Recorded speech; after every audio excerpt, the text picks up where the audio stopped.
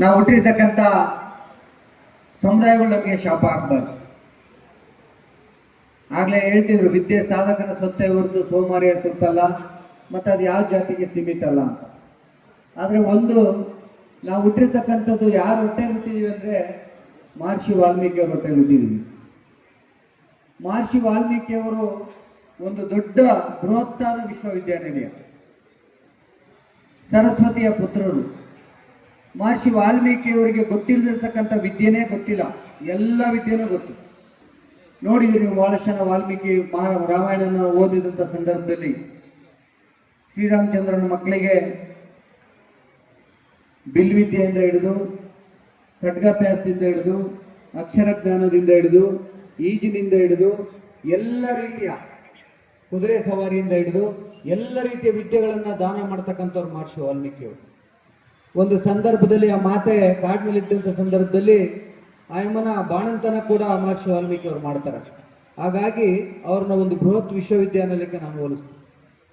ಅಂಥ ಅಂಥ ಮಹನೀಯರ ಹೊಟ್ಟೆನಲ್ಲಿ ಈ ಸಮುದಾಯದಲ್ಲಿ ಹುಟ್ಟಿರ್ತಕ್ಕಂಥ ನಾವು ನೀವೆಲ್ಲರೂ. ಹಾಗಾಗಿ ನಾವು ಇವತ್ತು ಎಸ್ ಸಿ ಜನಾಂಗದಲ್ಲಿ ಹುಟ್ಟಿದ್ದೀವಿ, ಎಸ್ ಟಿ ಜನಾಂಗದಲ್ಲಿ ಹುಟ್ಟಿದ್ದೀವಿ. ಆ ಸಂಕುಚಿತ ಮನೋಭಾವನೆಯಿಂದ ನಾವು ಹೊರಗೆ ಬರಬೇಕು. ಇವತ್ತು ಸಂವಿಧಾನದಲ್ಲಿ ಎಲ್ಲರೂ ಕೂಡ ಸಮಾಜ ಬಾಳಬೇಕಂತ 12ನೇ ಶತಮಾನದಲ್ಲಿ ಏನು ಜಗಜ್ಯೋತಿ ಬಸವೇಶ್ವರ ಕನಸ್ಕೊಂಡ್ರು, ಎಲ್ಲ ಮಾನವರು ಒಂದೇ ಧರ್ಮ ಒಂದೇ ಸಮವಾಗಿ ಬದುಕಬೇಕಂತ, ಅದನ್ನು ಡಾಕ್ಟರ್ ಬಾಬಾ ಸಾಹೇಬ್ ಅವರು ಕಾನೂನು ರೀತಿಯಲ್ಲಿ ನಮಗೆ ಶಕ್ತಿಯನ್ನು ಕೊಟ್ಟು ಇವತ್ತು ಅವರಿವರಿಂದಾದ್ರೆ ಎಲ್ಲರೂ ನಮ್ಮವರಂತ ಸಮಾಜ ನಿರ್ಮಾಣ ಮಾಡ್ತಕ್ಕಂಥ, ಎಲ್ಲರಿಗೂ ಒಂದೇ ಕಾನೂನು ತಂದುಕೊಟ್ಟಂಥ ಅಂಬೇಡ್ಕರ್ ಅವ್ರನ್ನು ಕೂಡ ನಾವು ಇವತ್ತು ಸ್ಮರಣೆ ಮಾಡಬೇಕಾಗಿದೆ. ಹಾಗಾಗಿ ನಾವೆಲ್ಲರೂ ಕೂಡ ಸಮಾನರಾಗಿರೋದ್ರಿಂದ ನಾವು ಆ ಜಾತಿ ಈ ಜಾತಿಯಿಂದ ಹೊರಗೆ ಬರಬೇಕಾಗಿದೆ. ಫಸ್ಟ್ ಆ ಜಾತಿ ಈ ಜಾತಿಯಿಂದ ಹೊರಗೆ ಬಂದು ಈ ಸಮಾಜದಲ್ಲಿ ನಾವು ಸ್ವಾಭಿಮಾನದಿಂದ ಎದೆ ಎತ್ಕೊಂಡು ನಿಂತ್ಕೊಂಡು ಎಲ್ಲರಿಗೂ ಸರಿ ಸಮಾನವಾಗಿ ಸಮಾಜದಲ್ಲಿ ಎಲ್ಲರೂ ಕೂಡ ಗೌರವಿಸ್ತಕ್ಕಂಥ ಸ್ಥಾನಕ್ಕೆ ಬರಬೇಕಂದ್ರೆ ಅದಕ್ಕೆ ನಮಗೇನು ಅವಶ್ಯಕತೆ ಇದೆ? ಶಿಕ್ಷಣದ ಅವಶ್ಯಕತೆ ಇದೆ. ಇವತ್ತು ನಾವೇನಾದ್ರೂ ನಮ್ಮ ಮಕ್ಕಳಿಗೆ 100 ಎಕರೆ ಆಸ್ತಿ ಮಾಡಿಡ್ಬೋದು, ಸಾವಿರಾರು ಕೋಟಿ ಹಣ ಕೂಡಿಟ್ಟು ಹೋಗ್ಬೋದು. ಯಾವುದು ಕೂಡ ಶಾಶ್ವತ ಅಲ್ಲ, ಯಾವುದೂ ಶಾಶ್ವತ ಅಲ್ಲ. ಎಂತೆಂಥ ಶ್ರೀಮಂತರುಗಳು ಏನೇನು ಆಗಿರ್ತಕ್ಕಂಥದ್ದು ಈ ದೇಶದಲ್ಲಿ ನೋಡಿದ್ವಿ. ವಿಜಯ ಮಲ್ಯನ ಕತೆ ಏನಾಗಿದೆ ಎಲ್ಲೋದು. ಆದರೆ ಶಿಕ್ಷಣ ಅಂತಕ್ಕಂಥದ್ದು ನಾವು ಮೈಗೂಡಿಸ್ಕೊಂಡ್ರೆ, ಆ ಶಕ್ತಿಯನ್ನು ಪಡ್ಕೊಂಡ್ರೆ ಯಾರು ಕೂಡ ಅದನ್ನು ಕಸ್ಕೊಂಡು ಹೋಗೋಕ್ಕಾಗಲ್ಲ.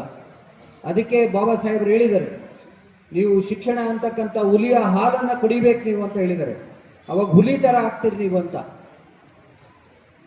ಹುಲಿ ಥರ ಆಗ್ತೀರಿ ಅಂತ ಹೇಳಿದ್ದಾರೆ. ಹಾಗಾಗಿ ಶಿಕ್ಷಣಕ್ಕೆ ಆದ್ಯತೆಯನ್ನು ಕೊಟ್ಟು, ಈ ಹಿಂದೆಲ್ಲ ಸಿಸ್ಟಮ್ ಹೆಂಗಿತ್ತು ಅಂದರೆ, ನಮ್ಮ ತಂದೆ ತಾಯಿಗಳು, ನಾನಂತೂ ಮೇಷ್ಟ್ರ ಮಗ ಬಿಡಿ, ನಾವು ಭಾಳಷ್ಟು ಜನ ನೋಡಿದ್ದೀವಿ, ಇನ್ನೊಬ್ಬರ ಮನೆಯಲ್ಲಿ ಸಂಬಳ ಇದ್ದು ಮೇಗಳಿಸ್ಕೊಂಡು ಮತ್ತೆ ಸಂಬಳ ಮುಗಿದ ಮೇಲೆ ಉಳಿದಿನ ರಜೆ ಹಾಕಿರ್ತಾನೆ, ಜ್ವರ ಬಂತು, ಹುಷಾರಿರಲಿಲ್ಲ, ಮನೆ ಕಾರ್ಯಕ್ರಮ ಇತ್ತಂತ ಆ ಉಳಿದಿನಗಳು ಕೂಡ ತೀರಿಸಿ ಬಡತನದ ಬೇಗನಲ್ಲಿ ಬೆಂದು ಕೂಡ ಮಕ್ಕಳನ್ನ ಶಿಕ್ಷಣ ಕಲಿಸಿರೋದಕ್ಕೆ ಇವತ್ತು ಮೊದಲನೇ ಜನ್ರೇಷನ್ ನಾವು ಹೊರಗೆ ಬರ್ತಾ ಇರ್ತಕ್ಕಂಥದ್ದು.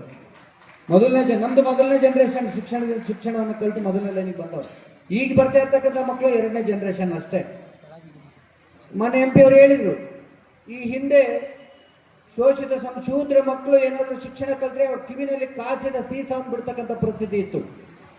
ಆದರೆ ಇವತ್ತು ಬಾಬಾ ಸಾಹೇಬ್ರವರು ಕೊಟ್ಟಿರ್ತಕ್ಕಂಥ ಕಾನೂನಿನಲ್ಲಿ ಎಲ್ಲರೂ ಕೂಡ ಶಿಕ್ಷಣ ಕಲೀಲಿಕ್ಕೆ ಅರ್ಹರಾಗಿದ್ದಾರೆ. ಇದನ್ನು ನಾವು ಅರ್ಥೈಸ್ಕೊಂಡು ಸಮರ್ಪಕವಾಗಿ ನಾವು ಇದನ್ನ ಬಳಸ್ಕೊಂಡು ನಾವು ಶಿಕ್ಷಣವನ್ನು ಕಲಿತ್ರೆ ಶಿಕ್ಷಣದಿಂದ ಏನನ್ನಾದ್ರೂ ಕೂಡ ಸಾಧಿಸ್ಲಿಕ್ಕಾಗ್ತದೆ. ನಾವು ನೋಡಿದ್ದೀವಿ, ಶಿಕ್ಷಣ ಅಂದರೆ ಏನೋ ನಾವು 95% ತಗೊಂಡೆ, 96% ತಗೊಂಡೆ, 99% ತಗೊಂಡೆ, 100% ತಗೊಂಡೆ, ಇದು ನಿಜವಾದ ಶಿಕ್ಷಣ ನಮ್ಮ ದೃಷ್ಟಿಕೋನದಲ್ಲ. ನೀವು ಆ ಅಂಕಿ ಅಂಶಗಳ ಜೊತೆಗೆ ಸ್ಟ್ಯಾಟಿಸ್ಟಿಕಲ್ ಮಾರ್ಕ್ಸ್ ತಗೊಳ್ಳೋದ್ರ ಜೊತೆಗೆ ಬದುಕಿನ ಶಿಕ್ಷಣವನ್ನು ಕೂಡ ಕಲಿಬೇಕು. ಇನ್ಫಾರ್ಮಲ್ ಎಜುಕೇಷನ್ ಅಂತಕ್ಕಂಥದ್ದು ಕೂಡ ಭಾಳ ಅವಶ್ಯಕತೆ ಇದೆ. ಯಾವ ಮನುಷ್ಯ ಬದುಕಿನ ಶಿಕ್ಷಣವನ್ನು, ನೈತಿಕ ಶಿಕ್ಷಣವನ್ನು ಕಲಿತಾನೆ, ಅವನು ಈ ಸಮಾಜಕ್ಕೆ ಒಳ್ಳೆಯ ಕೊಡುಗೆ ಆಗ್ತಾನೆ. ಯಾರು ಬರೀ ಅಂಕಗಳನ್ನ ಪಡಿತಾನೆ, ಅವನು ಒಳ್ಳೆಯವನಾಗಲಿಕ್ಕೆ, ಈ ಸಮಾಜಕ್ಕೆ ಕೊಡುಗೆ ಆಗಲಿಕ್ಕೆ ಬಹು ಕಷ್ಟ ಆಗ್ತದೆ. ಹಾಗಾಗಿ ನೀವು ಶಿಕ್ಷಣದ ಜೊತೆಗೆ ಬದುಕಿನ ಶಿಕ್ಷಣವನ್ನು ಕೂಡ ಕಲಿಬೇಕು. ನಾವು ನೋಡಿದ್ದೀವಿ, ಇವತ್ತು ನಮ್ಮೂರಿನಲ್ಲಿ ನಮ್ಮ ಸಹಪಾಠಿಗಳು ಭಾಳಷ್ಟು ಜನ 99%, 100% ತೆಗೆದಂಥವ್ರನ್ನ ನೋಡಿದ್ದೀವಿ. ಇವತ್ತು ಒಳ್ಳೊಳ್ಳೆ ಹುದ್ದೆಗಳಿದ್ದಾರೆ, ಡಾಕ್ಟರ್ ಇದ್ದಾರೆ, ಎಕ್ಸಿಕ್ಯೂಟಿವ್ ಇಂಜಿನಿಯರ್ಸ್ ಇದ್ದಾರೆ, ಚೀಫ್ ಇಂಜಿನಿಯರ್ಸ್ ಇದ್ದಾರೆ, ಸೈಂಟಿಸ್ಟ್ ಇದ್ದಾರೆ, ಎಲ್ಲೆಲ್ಲ ಒಳ್ಳೆಯ ಅಡ್ವೊಕೇಟ್ಸ್, ಆಡಿಟ್ ಜನರಲ್ ಇದ್ದಾರೆ, ಅಡ್ವೊಕೇಟ್ ಜನರಲ್ಸ್ ಇದ್ದಾರೆ. ನಾನು ನೋಡಿದ್ದೀನಿ ನಮ್ಮ ಕ್ಲಾಸ್ಮೇಟ್ಸ್ಗಳೆಲ್ಲ ಅವ್ರ ತಂದೆ ತಾಯಿಗಂತೂ ತನ್ನ ಆಗ್ತಕ್ಕಂಥ ಯೋಗ್ಯತೆ ಇಲ್ದಂಥವ್ರನ್ನೂ ಕೂಡ ಭಾಳ ಚೆನ್ನಾಗಿ ನೋಡಿದ್ದೀನಿ. ಇವತ್ತು ಅವ್ರು ಓದಿ ಏನು ಸಾಧನೆ ಆಯಿತು? ಓದ್ಬಿಡ್ತೀವಿ, ಓದಿದ ತಕ್ಷಣ ಒಳ್ಳೆ ಕಡೆ ತಂದೆ ತಾಯಿಗಳು ಕಷ್ಟಪಟ್ಟು ಓದಿಸ್ತಾರೆ, ಓದಿದ ತಕ್ಷಣ ಒಳ್ಳೆ ಕಡೆ ನೌಕರಿ ಸಿಗುತ್ತೆ, ಒಳ್ಳೆ ಕಡೆ ನೌಕರಿ ಸಿಕ್ಕ ತಕ್ಷಣ ಒಳ್ಳೆ ಸಿಟಿನಲ್ಲಿ ಸೆಟ್ಲ್ ಆಗಿಬಿಡ್ತೀವಿ, ಒಳ್ಳೆ ಸಿಟಿನಲ್ಲಿ ಸೆಟ್ಲ್ ಆಗಿ ಒಳ್ಳೆ ಫ್ಯಾಮಿಲಿನಲ್ಲಿ ಮದುವೆನೂ ಆಗ್ಬಿಡ್ತೀವಿ, ಹೆಂಡತಿ ಮಕ್ಕಳು ಕಟ್ಕೊಂಡು ಸಿಟಿಲಿ ಜೀವನ ಮಾಡ್ಕೊಂತ ವರ್ಷಕ್ಕೋ 6 ತಿಂಗಳಿಗೋ ಊರಿಗೆ ಹೋಗೋದು, ನಮ್ಮ ಕಾರ್ ತಗೊಂಡೆ ಅನ್ನೋದು ನಮ್ಮ ದೊಡ್ಡಸ್ಗೆ ತೋರಿಸ್ಕೊಂಡು ಬರ್ತಕ್ಕಂಥ ಸ್ಥಿತಿಗತಿಗಳು ಇವತ್ತು ಸಮಾಜದಲ್ಲಿ ಭಾಳ ಆಗಿದ್ದಾವೆ. ಎಷ್ಟು ಜನ ಬಂದು ಬಳಗ ಕಟ್ಕೊಂಡು ಅಣ್ಣ ತಮ್ಮ ಅಕ್ಕ ತಂಗಿ ಅತ್ತೆ ನಾದಿನಿಯರನ್ನ ಕಟ್ಕೊಂಡು ಬದುಕಿರ್ತಕ್ಕಂಥ ಸಮಾಜದಲ್ಲಿ ಎಷ್ಟು ಜನ ಇದ್ದಾರೆ?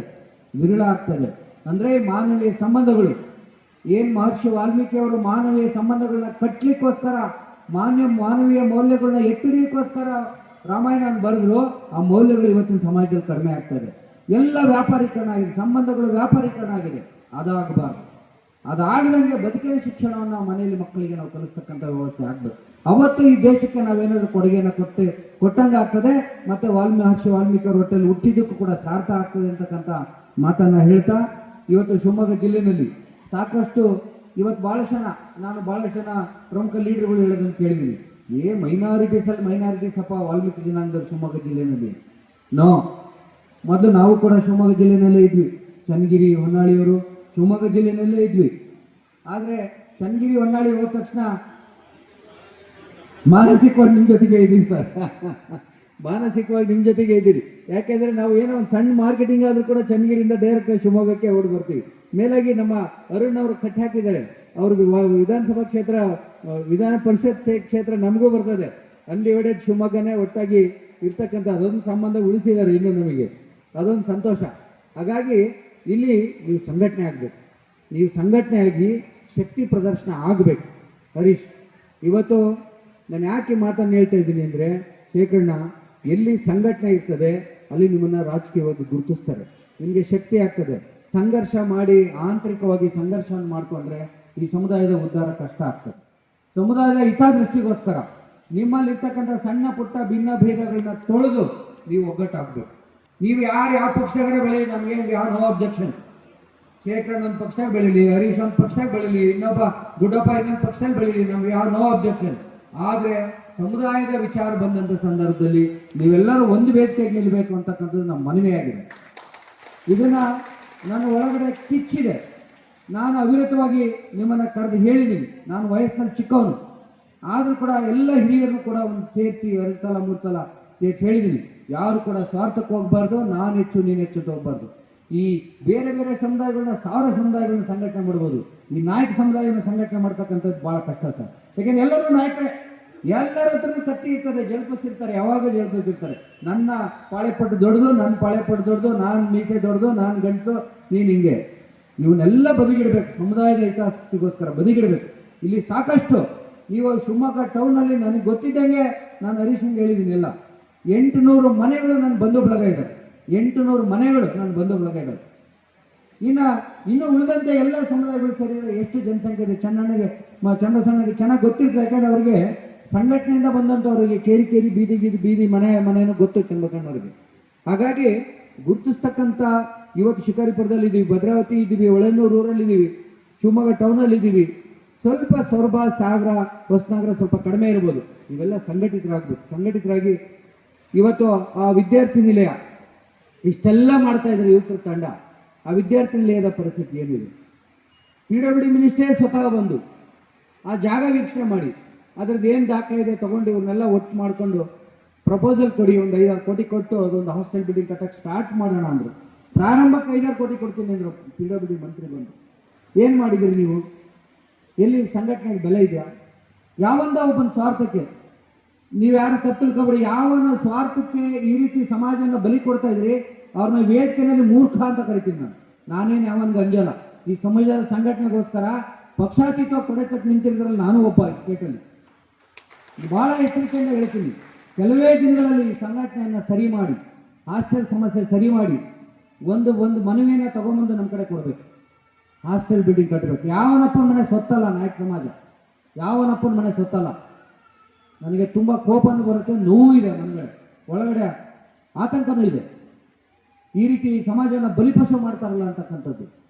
ಇವತ್ತು ಎಷ್ಟು ಜನ ಮಕ್ಕಳುಗಳು ಸುತ್ತಮುತ್ತ ಹಳ್ಳಿನಲ್ಲಿ ಬರ್ತಕ್ಕಂಥ ಮಕ್ಕಳುಗಳು ಹಾಸ್ಟೆಲ್ಗೆ MLA ಅವ್ರ ಮನೆ, MLC ಮನೆ, MP ಅವ್ರ ಮನೆ, ನಾನೇ ಅರುಣ್ ಅವ್ರ ಹತ್ರ ನಮ್ಮ ತಾಲೂಕಿನ ಹುಡುಗರು ಕೂಡ ಅವ್ರ ಹತ್ರ ಬಂದು ಅರ್ಜಿ ಇಟ್ಕೊಂಡು ನಿಂತಿದ್ದು ನಾನೇ ಕಣ್ಣಾರೆ ನೋಡಿದ್ದೀನಿ ಹಾಸ್ಟೆಲ್ ವ್ಯವಸ್ಥೆಗೆ. ಇವತ್ತು ನಾವು ಮಾಡ್ಕೊಡ್ಲಿಕ್ಕೆ ತಯಾರಿದ್ದೀವಿ ಅಂದರೆ ನೀವು ಸಂಘಟನೆಯವರು ಸೇರಿ ನಿಮ್ಮ ಸ್ವಾರ್ಥಕ್ಕೆ ಸಮುದಾಯನ ಬಲಿ ಕೊಡ್ತೀರಿ ಅಂದರೆ ನಾವೇನು ತಿಳ್ಕೊಂಡು ನಮ್ಮನ್ನೇನು ತಿಳ್ಕೊಂಡಿದ್ದೀವಿ? ಅಮೂಲ್ಯವಾದ ಸಮಯನ ಮೀಸಲಿಟ್ಟು ನಿಮ್ಮ ಹಳ್ಳಿ ಬರ್ತೀವಿ ನಾವು ಭಿಕ್ಷೆ ಬಿಡಕ್ಕೆ, ಸಂಘಟಿತರಾಗಲಿ ಜೊತೆಯಾಗ್ರಿ ಅಂತ. ಇವತ್ತು ಅವಕಾಶ ಇದೆ, ಮಾಡ್ಕೋಬೇಕು. ಸಮುದಾಯ ಬೆಳಿಬೇಕು, ಸಹಕಾರಿಯಾಗಿ ಬದುಕಬೇಕು. 77 ಪಾಳುಪಟ್ಟು ಕಟ್ಟಿ ದೇಶ ಹಾಳಿ ಸಾಮಾಜಿಕ ನ್ಯಾಯ ಕೊಟ್ಟದ್ದು ಇತಿಹಾಸ. ಈಗೇನಾಗಿದೆ ಪರಿಸ್ಥಿತಿ ಸಮುದಾಯದಲ್ಲಿ? ಒಂದೊತ್ತಿನ ಕೂಳು ಕೂಡ ಇಲ್ಲದಂಥ ಸಮಾಜಗಳನ್ನ, ಮನೆಗಳನ್ನ ನಾವು ಈ ರಾಜ್ಯದಲ್ಲಿ ನೋಡ್ತಾ ಇದ್ದೀವಿ. ಇವತ್ತು ಮೀಸಲಾತಿ ವಿಚಾರವನ್ನು ಪ್ರಸ್ತಾಪ ಮಾಡಿದ್ರು ಎಲ್ಲ ಎಜುಕೇಟೆಡ್ ಕ್ಲಾಸ್ನ ಮಲ್ಲಿಕಾರ್ಜುನು ಇವರೆಲ್ಲ ಮನವಿಯನ್ನು ಕೊಟ್ಟರಪ್ಪ MP ಅವರಿಗೆ. ಹಗಲಿರುಳು ಸ್ವಾಮೀಜಿಯವರು ಕೂಡ ಕಣ್ಣಿಗೆ ಎಣ್ಣೆ ಬಿಟ್ಕೊಂಡು ಹೋರಾಟ ಮಾಡ್ತಿದ್ದಾರೆ. ಇವತ್ತು 3% ಇದ್ದಿದ್ದು 7% ಆಯಿತು. ಸಮರ್ಪಕವಾಗಿ ಮೀಸಲಾತಿ ಘೋಷಣೆ ಮಾಡಿದ್ರು, ಸಮರ್ಪಕವಾಗಿ ರೂಲ್ ಫ್ರೇಮ್ ಮಾಡಲಿಲ್ಲ. ಸೊ ಅಲ್ಲಿ ಇನ್ನೊಬ್ಬನಿಗೆ ಕೋರ್ಟಿಗೆ ಹೋಗ್ಲಿಕ್ಕೆ ಅವಕಾಶ ಆಯಿತು. ಇದೇ ನಮ್ಮ ಸಮುದಾಯದವನೇ, ನಮ್ಮ ಸಹೋದರ ಸಮುದಾಯದವನೇ, SC ಸಮುದಾಯದವನೇ ಮಧು ಅಂತ ಹೋಗಿ ಕೋರ್ಟಲ್ಲಿ ಹೋಗಿ ಸ್ಟೇ ಮಾಡಿಸಿಲ್ಲ. ಇದಕ್ಕೆ ಯಾವುದೇ ಪಕ್ಷ ನಾವು ಯಾರು ಹೊಣೆ ಮಾಡಬಾರ್ದು. ಯಾರು ಕೆಲಸ ಮಾಡಿದ್ದಾರೆ ಅವ್ರಿಗೆ ನಾವು ಬೆನ್ನು ತಟ್ಟೋಣ. ಅದಕ್ಕೇನೆ ಮಾನ್ಯ ಮುಖ್ಯಮಂತ್ರಿಗಳ ಹತ್ರ ನಾವೆಲ್ಲ ಶಾಸಕರುಗಳು ಮತ್ತು ಸಚಿವರನ್ನ ಕರ್ಕೊಂಡು ಒಂದು ಮನವಿಯನ್ನು ಕೊಟ್ಟು ಇಮಿಡಿಯೇಟಾಗಿ ಅದು ಸ್ಟೇನ ವೇಕೆಂಟ್ ಮಾಡಲಿಕ್ಕೆ ಒಂದು ತಂಡವನ್ನು ರಚನೆ ಮಾಡಿ ಹೆಸರಾಂತ ಅಡ್ವೊಕೇಟ್ ಜನರಲ್ ಆಗಿರ್ತಕ್ಕಂಥ ರವಿವರ್ಮ ಕುಮಾರ್ ಅವ್ರನ್ನ ಅಪಾಯಿಂಟ್ ಮಾಡಬೇಕಂದ್ರೆ ಮಾನ್ಯ ಮುಖ್ಯಮಂತ್ರಿಗಳು ಸ್ಪಂದಿಸಿ ವಿತಿನ್ 2 ಡೇಸಲ್ಲಿ ನಮಗೆ ಅವ್ರನ್ನ ಅಪಾಯಿಂಟ್ ಮಾಡಿ ಕೊಟ್ಟಿದ್ದಾರೆ. ಮೊನ್ನೆ ದಿನ ಕೋರ್ಟಲ್ಲಿ ಹಿಯರಿಂಗ್ ಡೇಟ್ ಇತ್ತು, ನೆಕ್ಸ್ಟ್ ಡೇಟ್ ತೊಗೊಂಡಿದ್ವಿ. ನೆಕ್ಸ್ಟ್ ಡೇಟಲ್ಲಿ ಆರ್ಗ್ಯುಮೆಂಟ್ ಆಗುತ್ತೆ, ಕೆಲವೇ ದಿನದಲ್ಲಿ ವೇಕೆಂಟ್ ಮಾಡಿಸ್ತೀವಿ. ಅದಕ್ಕೆ ಸೈಮಲ್ಟೇನಿಯಸ್ಗೆ ನಾನು ಮಾನ್ಯ ಸಂಸದರಲ್ಲಿ ವಿನಂತಿ ಮಾಡಿದ್ದು, ಅದು ಕೇಂದ್ರ ಸರ್ಕಾರದಲ್ಲಿ ಲೋಕಸಭಾ ವ್ಯಾಪ್ತಿಯಲ್ಲಿ ಶೆಡ್ಯೂಲ್ 9ಗೆ ಸೇರಿಸಲಿಕ್ಕೆ ಅವಕಾಶ ಇದೆ. ಆ ಶೆಡ್ಯೂಲ್ 9ಗೆ ಸೇರಿಸಿದ್ರೆ ಯಾರು ಕೂಡ ಕೋರ್ಟಲ್ಲಿ ಇಂಟ್ರಾಗೇಷನ್ ಮಾಡಲಿಕ್ಕೆ ಅವಕಾಶ ಇಲ್ಲ, ಸಾಧ್ಯ ಆಗೋದಿಲ್ಲ. ಈಗಾಗಲೇ ತಮಿಳುನಾಡಿನಲ್ಲಿ more than 50% we are claiming, ಜಾರ್ಖಂಡಲ್ಲಿ ವಿ ಆರ್ ಕ್ಲೈಮಿಂಗ್. ಈಗಾಗಲೇ ಈ ದೇಶದ ಇತಿಹಾಸದಲ್ಲಿ ಕೇಂದ್ರ ಸರ್ಕಾರ ನಮಗೋಸ್ಕರ SCಗಳಿಗೆ ಆರ್ಟಿಕಲ್ 341 ಮೀಸಲಾತಿಗೋಸ್ಕರ ವಿಶೇಷವಾದಂಥ ಆ್ಯಕ್ಟನ್ನು ರಚನೆ ಮಾಡಿದೆ. STಗೋಸ್ಕರ 342 ಆ್ಯಕ್ಟನ್ನು ರಚನೆ ಮಾಡಿದೆ. ಸಂವಿಧಾನದಲ್ಲಿ ಇಷ್ಟೆಲ್ಲ ಸಾಕಷ್ಟು ಶಕ್ತಿಯನ್ನು ಕೊಟ್ಟಿದ್ರು ಕೂಡ ಬಾಬಾ ಸಾಹೇಬರು ನಮ್ಮ ಕೈ ತಲುಪಲಿಕ್ಕೆ ಇಷ್ಟೆಲ್ಲ ಸಂಕಷ್ಟ ಆಗ್ತಾ ಇದ್ದರೆ ನಾವು ಡೆಮಾಕ್ರೆಟಿಕ್ ಸಿಸ್ಟಮ್ನಲ್ಲಿ ಇದ್ದೀವಾ ಅಂತಕ್ಕಂಥದ್ದು ಒಂದು ಕಡೆ ಪ್ರಶ್ನೆ ಆಗ್ತದೆ. ಇಂಥ ಸಮಯದಲ್ಲಿ ನಾನೇ ಹೇಳಿದೆ ಹಾಗೆ ಸಂಕುಚಿತ ಮನೋಭಾವನೆ ಬೇಡ, ಅಳುಕು ಬೇಡ ಅಂತ. ಇವಾಗ ಅಳುಕಾಗ್ತದೆ ನಮಗೆ SC ST ಸಮುದಾಯದಲ್ಲಿ ಹುಟ್ಟಿರ್ತಕ್ಕಂಥದ್ದು ಎಂತಹ ದುರ್ದೈವ ಅಂತ. ಸಾಮಾಜಿಕವಾಗಿ, ಆರ್ಥಿಕವಾಗಿ, ಶೈಕ್ಷಣಿಕವಾಗಿ ಸದೃಢ ಆದರೆ ಮಾತ್ರ ನಾವು ಸಮಾಜದಲ್ಲಿ ನಿಲ್ಲಲಿಕ್ಕೆ ಸಾಧ್ಯತೆ ಇದೆ. ಜಗಜ್ಯೋತಿ ಬಸವೇಶ್ವರ ಕನಸು ನನಸಾಗ್ಲಿಕ್ಕೆ ಸಾಧ್ಯತೆ ಇದೆ. ಇಲ್ಲದೆ ಇದ್ರೆ ಯಾವತ್ತೂ ಕೂಡ 12ನೇ ಶತಮಾನದಿಂದ ಇಲ್ಲಿವರೆಗೂ ಹೋರಾಟ ನಡೆದಿದೆ ಸಮಾಜದ ಹೋರಾಟ. ಆದರೆ ಇವತ್ತು ಕೂಡ ಶ್ರೇಣೀಕೃತ ಸಮುದಾಯ ಜಾತಿ ವ್ಯವಸ್ಥೆಯಲ್ಲಿ ಗುರುತಿಸಿಕೊಂಡಿರ್ತಕ್ಕಂಥದ್ದು ನಿಮ್ಮೆಲ್ಲರ ದುರ್ದೈವ. ನಾವು ತಲೆ ತಗ್ಗಿಸ್ತಕ್ಕಂಥ ಡೆಮಾಕ್ರೆಟಿಕ್ ಸಿಸ್ಟಮ್ ಇದು ಅಂದರೆ ತಪ್ಪಾಗ್ಲಿಕ್ಕಿಲ್ಲ ಅಂತಕ್ಕಂಥದ್ದು ಮಾತನ್ನು ನಾನು ಹೇಳಬೇಕಾಗ್ತದೆ, ನಿಷ್ಠೂರವಾಗಿ ಹೇಳಬೇಕಾಗ್ತದೆ ಅಂತಕ್ಕಂಥ ಮಾತನ್ನು ಹೇಳ್ತಾ ಭಾಳಷ್ಟು ಸಮಯ ತಗೊಂಡಿದ್ದು. ಇನ್ನೂ ಭಾಳಷ್ಟು ಜನ ಮಾತಾಡೋರಿದ್ದಾರೆ, ಇನ್ನೂ ವಿಷಯಗಳು ಪ್ರಸ್ತಾಪ ಮಾಡಲಿಕ್ಕೆ ಇತ್ತು, ಆದರೆ ಇದು ಸಮಯ ಅಲ್ಲ. ವಿದ್ಯಾರ್ಥಿಗಳು ಇವತ್ತೇನು ನೀವು ಇಲ್ಲಿ ಪ್ರಶಂಸೆಗೊಳಗಾಗಿ ಇವತ್ತು ಬಹುಮಾನ ಪಡಿತಾ ಇದ್ದೀರಿ, ನಿಮಗೆ ಏನಿದೆ ಅಲ್ಪ ಕಾಣಿಕೆಯನ್ನು ಕೊಟ್ಟು ನಮ್ಮ ಯುವಕರು ಬೆಂಬಲಿಸ್ತಾ ಇದ್ದಾರೆ.